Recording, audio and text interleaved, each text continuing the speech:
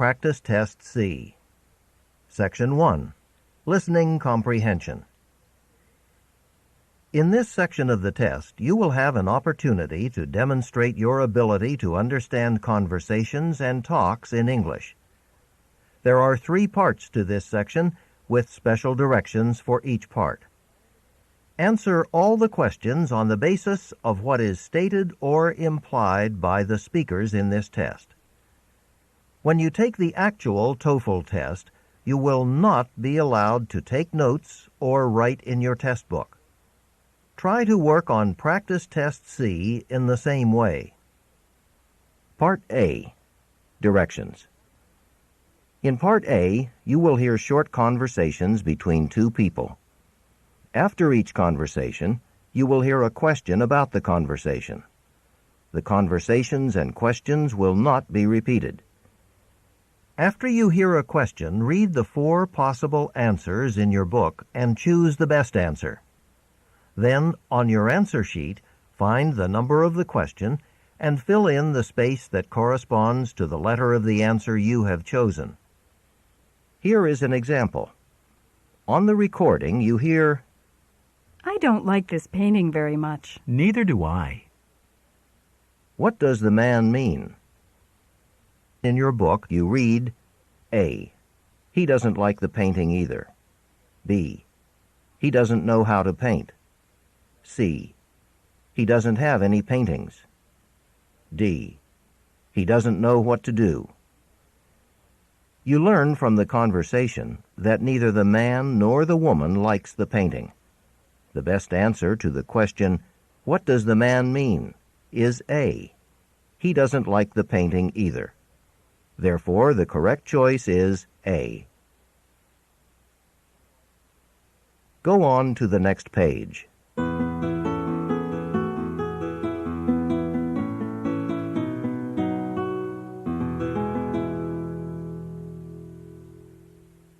Now we will begin Part A with the first conversation.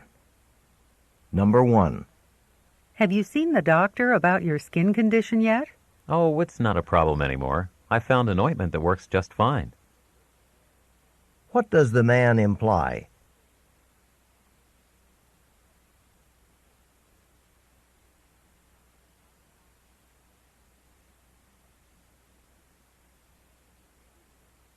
Number 2. Need a ride home? Thanks, but my apartment is just around the corner. Besides, I need the fresh air. What will the woman probably do?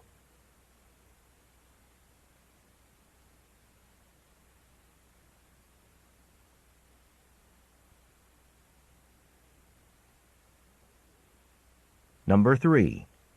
I got my grades in the mail, and there was a mistake in my mark for your course. I know. There was a problem with the computer system. It should be straightened out by next week. What does the woman mean?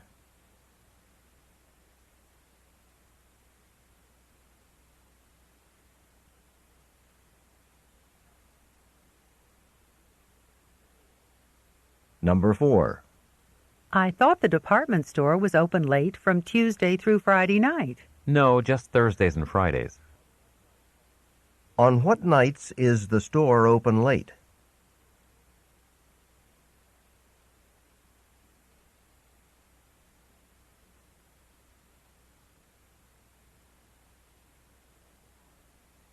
Number 5. Excuse me, could you by any chance tell me where the dean's office is? I'm sorry, I'm just visiting a friend here. What can be inferred about the man?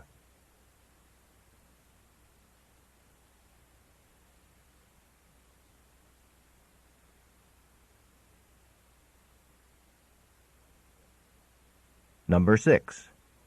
Are you sure this is what I ordered? This looks like chicken salad. Oh, I'm sorry. You ordered the tuna salad, didn't you? I'll be right back with it. What does the woman mean?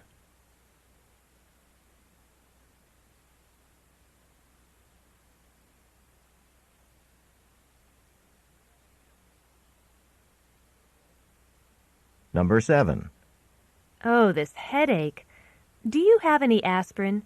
On the way back from the grocery store, I went right past the pharmacy. but I forgot to pick some up. Sorry I don't, but there's another one just down the street that's open 24 hours.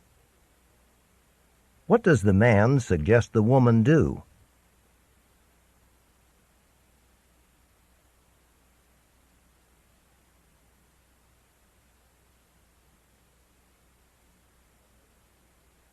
Number 8. Gary, what took you so long? Do you have any idea how hard it is to find this place? Why was the man late?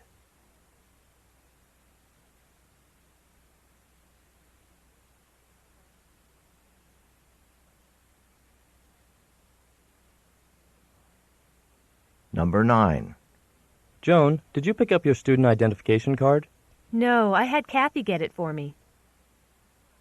What happened to the card?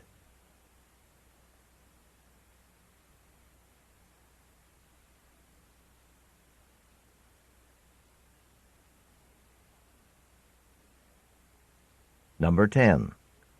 Will you be driving to school this year? Unfortunately, I can't afford a car yet. What does the man mean?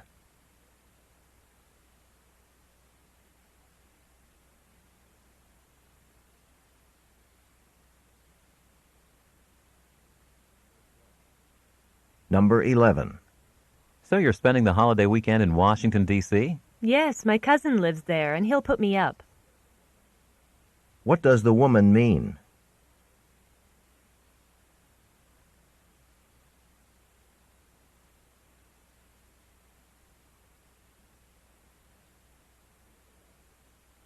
Number 12. My wife and I would like to have you over for dinner on Friday. That's very kind of you, but I have theater tickets for that evening. What does the woman mean?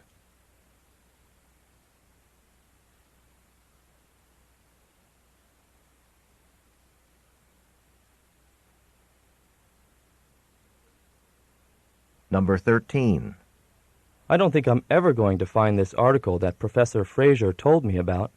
Go to the reference desk. Someone there can tell you how to track it down.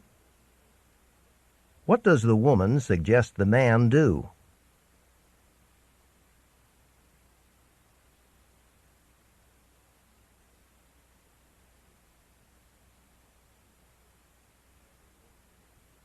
Number 14. I'm confused about the requirements for this course. Do you know what they are? It's sort of complicated, but I have a rough idea. What does the man mean?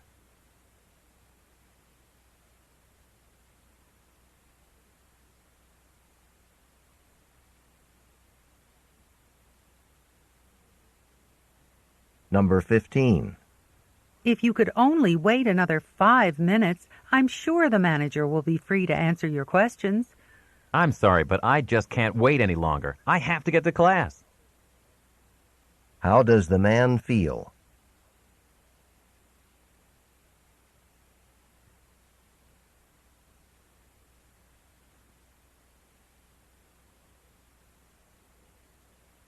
Number 16. Can you go over my notes with me? I'll never understand all these chemistry experiments. You know, review sessions are being held every night this week. They're supposed to be good. What does the woman imply the man should do?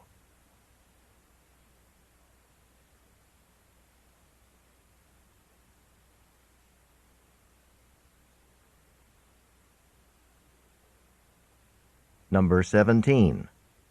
Oh, hi, Mike. Good to see you. I'm setting up for my first solo show here, and boy, arranging all these paintings is a much bigger job than I expected. Really? I'll be happy to give you a hand with it. What does the man mean?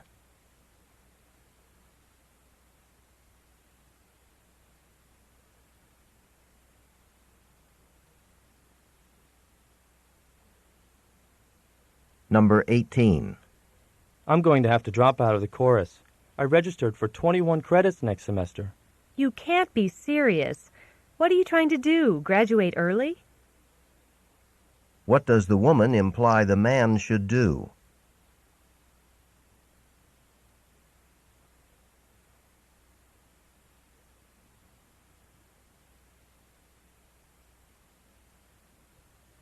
Number 19.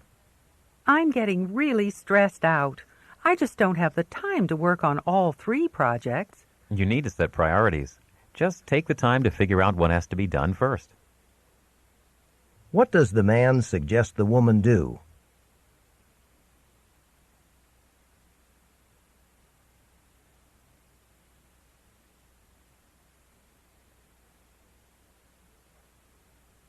Number 20. You know, when I sit at the back of the classroom, I can't see the board unless I squint. Well, you've been wearing those same glasses as long as I've known you. It might be time for a new pair. What does the woman imply?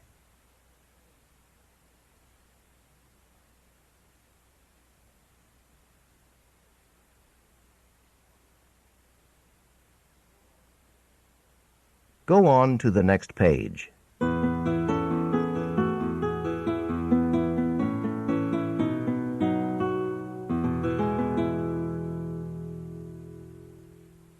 Number 21. Has Alice decided on a major yet? I know she was thinking about American history. She has so many interests. As far as I know, she hasn't been able to make up her mind. What does the man say about Alice?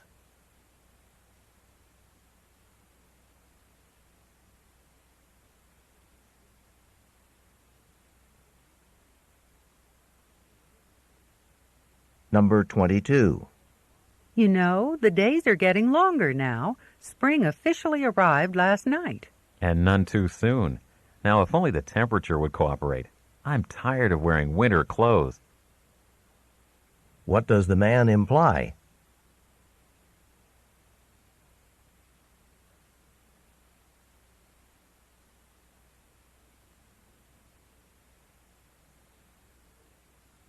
Number 23. I need a place to live next semester. The ride back and forth to class this year was too much. Did you check out the South Dorm? The rooms are pretty small, but it's close to everything.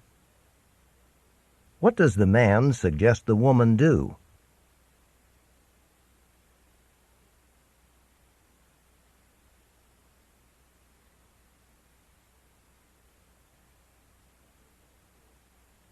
Number 24. I lent Sally $20 2 weeks ago, and she still hasn't paid me back. She has a reputation for that kind of thing. What does the man mean?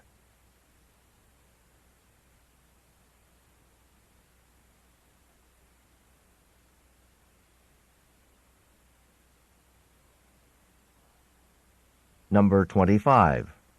I haven't seen you on the tennis court recently. That was practically your second home. Well, with all my new responsibilities at the admissions office, you know, campus tours, stuff like that, well, I haven't had time to do anything else. What does the man mean?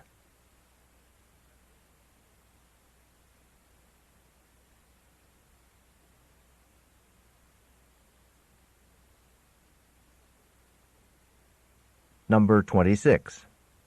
It looks as though I'm not going to have to take Marketing 101. That's great. I guess your work experience is really paying off.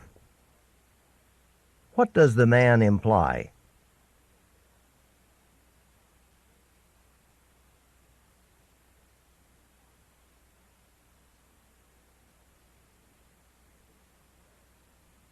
Number 27. Have you been to the health center for your immunization yet?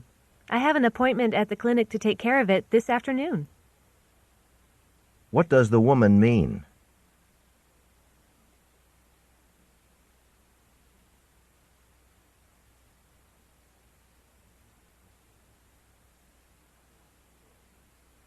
Number 28.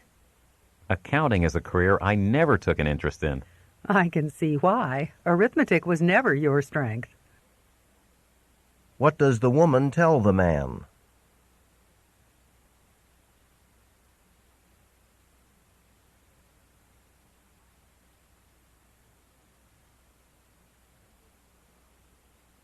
Number 29. Our library has the most extensive collection of anthropology books of any university. Not to mention journals. What does the woman mean?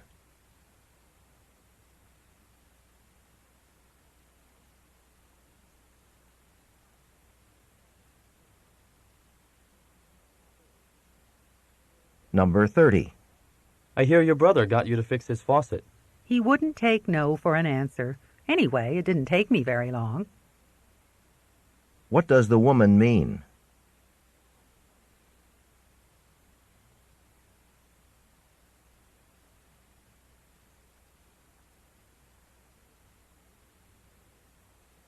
This is the end of Part A.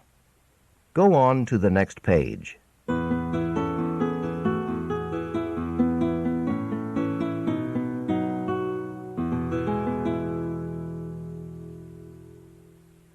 Now read along as the directions for Part B are being read. Part B. Directions. In this part of the test, you will hear longer conversations. After each conversation, you will hear several questions. The conversations and questions will not be repeated. After you hear a question, read the 4 possible answers in your book and choose the best answer. Then, on your answer sheet, find the number of the question and fill in the space that corresponds to the letter of the answer you have chosen. Remember, you should not take notes or write on your test pages. Go on to the next page.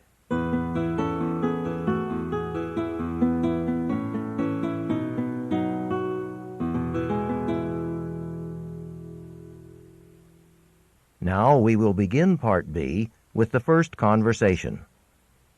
Questions 31 through 35. Listen to a conversation between 2 friends. Ow, that hurts. What happened? Did you cut yourself? Yes, on the edge of this paper. How can such a little cut hurt so much? I'm not even bleeding, but my finger really hurts. You know, I read something about that. It turns out that a little cut on a finger can hurt a lot more than a big cut somewhere else. Why? That doesn't make any sense. Actually, it does. There are more nerve endings in your hands than almost anywhere else in the body, and it's the nerve endings that allow you to feel pain. Well, I guess that's true. Also, a little cut like yours won't damage the nerve endings, just irritate them.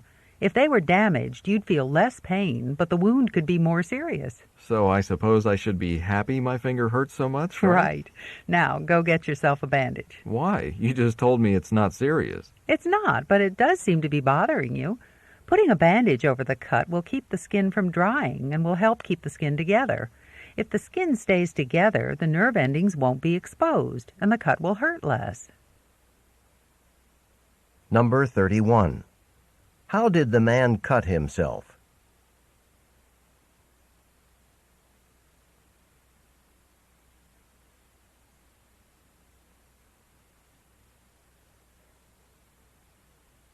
Number 32. What surprised the man?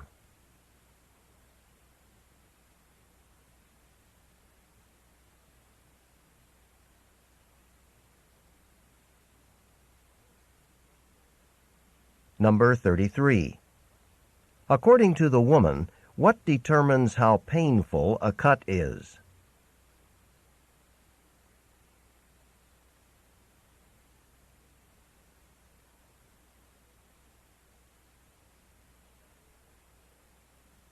Number 34.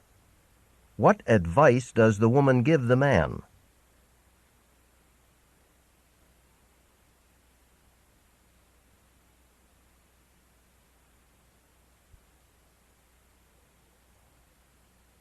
Number 35. What will the man probably do about the cut on his finger?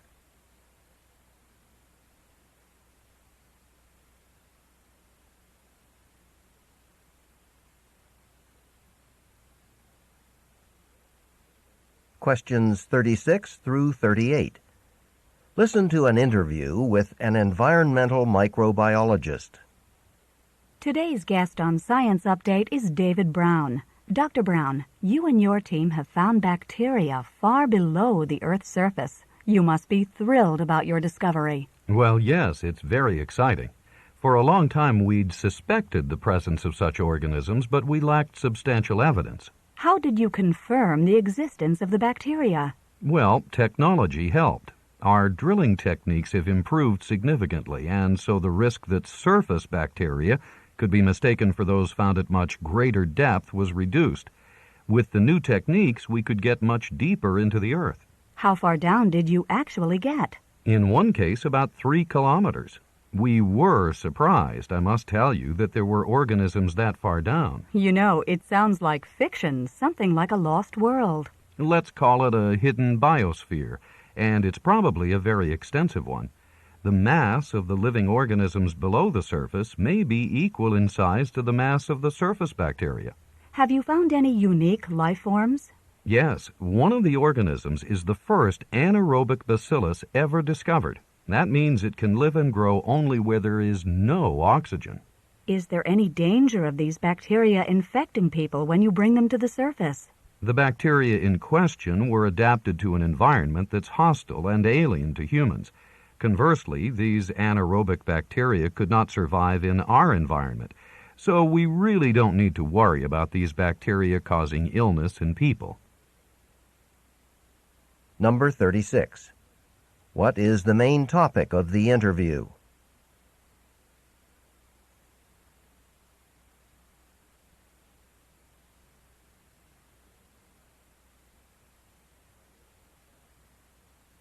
Number 37. What aspect of the hidden biosphere does the man discuss?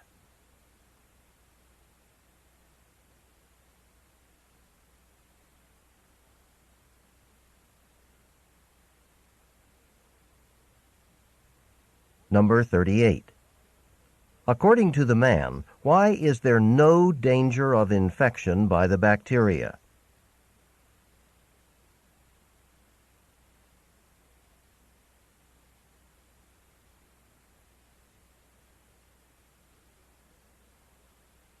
This is the end of Part B.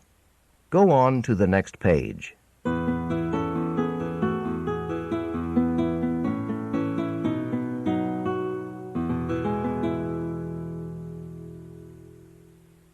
Now read along as the directions for Part C are being read.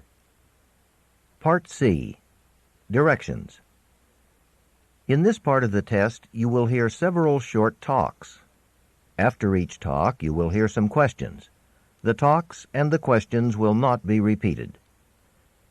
After you hear a question, read the 4 possible answers in your book and choose the best answer. Then, on your answer sheet, find the number of the question and fill in the space that corresponds to the letter of the answer you have chosen. Here is an example. On the recording you hear, "Listen to an instructor talk to his class about a television program." I'd like to tell you about an interesting TV program that'll be shown this coming Thursday. It'll be on from 9 to 10 p.m. on Channel 4. It's part of a series called Mysteries of Human Biology. The subject of the program is the human brain, how it functions and how it can malfunction. Topics that will be covered are dreams, memory, and depression. These topics are illustrated with outstanding computer animation that makes the explanations easy to follow. Make an effort to see this show. Since we've been studying the nervous system in class, I know you'll find it very helpful. Now listen to a sample question. What is the main purpose of the program? In your book, you read, A. To demonstrate the latest use of computer graphics. B. To discuss the possibility of an economic depression. C. To explain the workings of the brain. D. To dramatize a famous mystery story. The best answer to the question, "What is the main purpose of the program?" is C. To explain the workings of the brain. Therefore, the correct choice is C. Now listen to another sample question. Why does the speaker recommend watching the program? In your book, you read, A. It is required of all science majors. B. It will never be shown again. C. It can help viewers improve their memory skills. D. It will help with coursework. The best answer to the question, "Why does the speaker recommend watching the program?" is D. It will help with coursework. Therefore, the correct choice is D. Remember, you should not take notes or write on your test pages. Go on to the next page.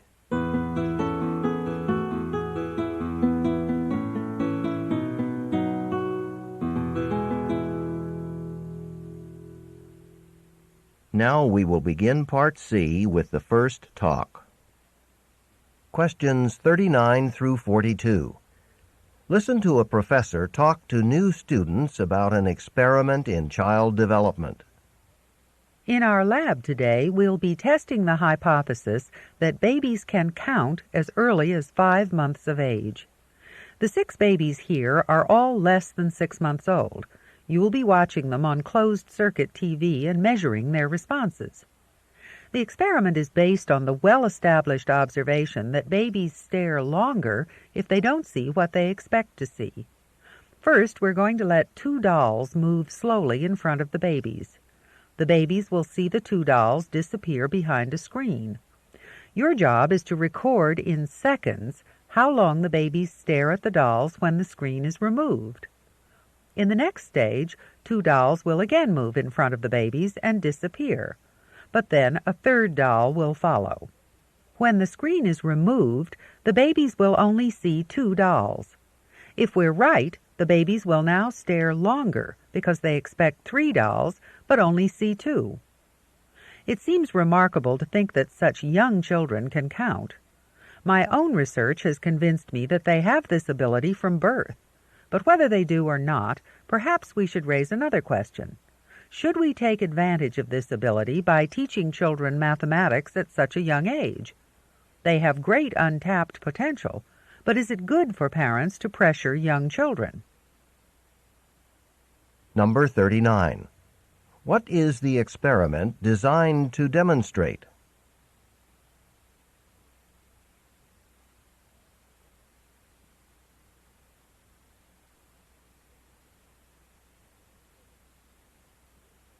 Number 40.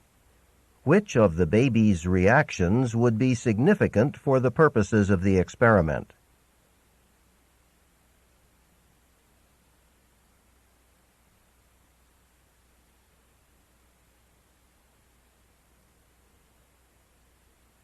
Number 41.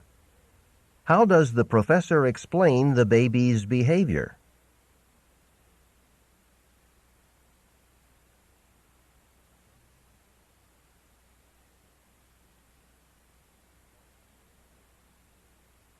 Number 42. What implication of her research is the professor concerned about?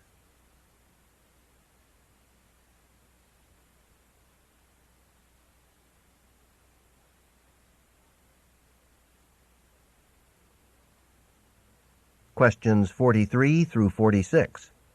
Listen to a talk given by a tour guide. Before starting our tour of Monticello, I'd like to give you some historical facts that might help you appreciate what you see today even more. Monticello was the very much-loved home of Thomas Jefferson for over 50 years. Jefferson, who was of course president, was also a great reader and language enthusiast. He read widely on different subjects, including architecture. He wasn't formally trained in architecture, but as a result of his study and observation of other buildings, he was able to help design and build the house. He chose the site himself, naming the estate Monticello, which means little mountain in Italian. In fact, many of the ideas behind the design also came from the Italian architect Andrea Palladio, who lived in the 16th century and who had a great influence on the architecture of England. Jefferson, however, ignored one of Palladio's principles, that is, not to build in a high place. Monticello's elevation made the transportation of what was needed at the house, for example, food, especially difficult. But the view from the estate would not be as spectacular if Jefferson had followed Palladio's advice. There really is no boundary between the house and the nature around it, and so Jefferson was able to look out on his beloved state of Virginia from this wonderful vantage point. Now we'll go on to Jefferson's library. Number 43. What is the purpose of the talk?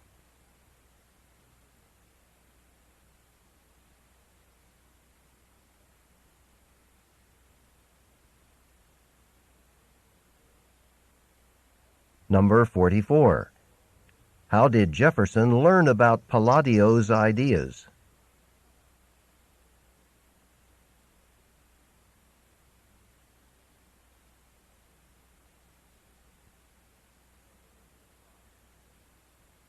Number 45.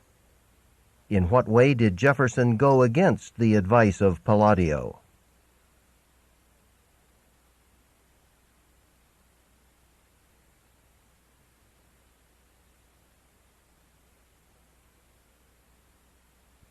Number 46.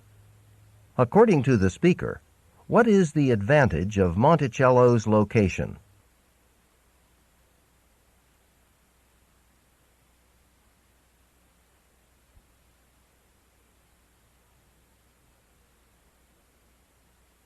Questions 47 through 50. Listen to part of a talk at a university committee meeting. Now that we've all introduced ourselves to the new members, let's get down to work. As the committee in charge of this year's tree planting project, we have several items on our agenda. First, we have to review the budget. The president has informed me that the trustees have set aside $3,000 for the purchase of trees, and our environmental T-shirt sale netted a profit of $1,500. Second, we have to finalize the choice of trees. As you know, we're working with Richardson's nursery again this year since everyone seemed pleased with the work he did for us last year.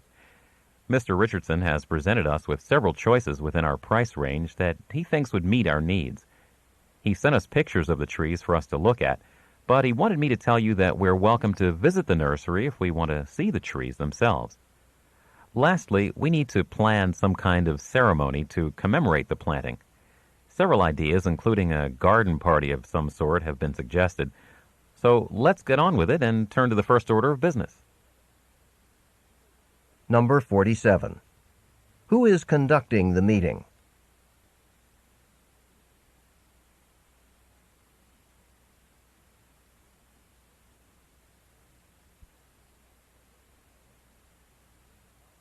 Number 48.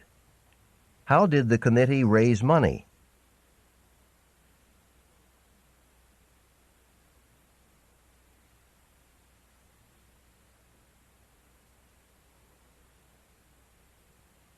Number 49. Why did the committee choose Richardson's nursery?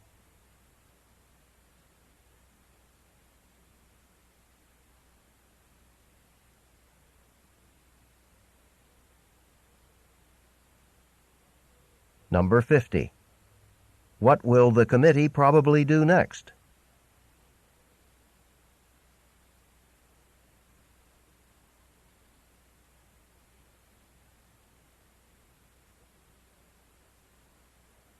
This is the end of Section 1 of Practice Test C. Set your clock for 25 minutes and begin work on Section 2.